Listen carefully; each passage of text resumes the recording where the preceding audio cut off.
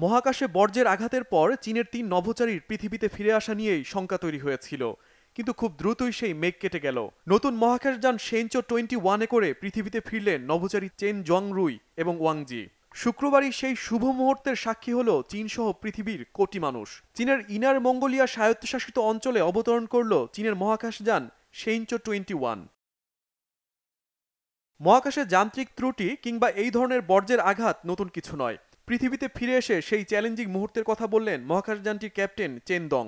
মৃত্যু হতে পারে এমনটি ভেবে এই কঠিনকে সহজ করতে হয়, আর এ কারণেই এই পথকে বেছে নিয়েছেন চেন। ভালো লাগছে পৃথিবীতে ফিরে আসতে পেরে, তবে এটি সবসময় একজন নভোচারীর জন্য চ্যালেঞ্জিং। যখন আপনি জানবেন আপনার মহাকাশযানটি কোনো ধরনের সমস্যার মধ্যে পড়েছে। তারপরও আমরা এই পেশাটিকে ভালোবাসি। এই মিশন থেকে অনেক কিছু শিখেছি।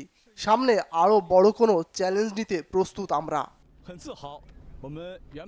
এর আগে গত 24 এপ্রিল মহাকাশযান শেনচো 20-তে করে 6 মাসের মহাকাশ মিশনে যাত্রা শুরু করে দলটি। তাদের ফেরার কথা ছিল 5 নভেম্বর, কিন্তু মহাকাশে বর্জ্যের আঘাতের কারণে চীনের এই 3 নভোচারীকে 9 দিন মহাকাশে কঠিন সময় পার করতে হয়েছে।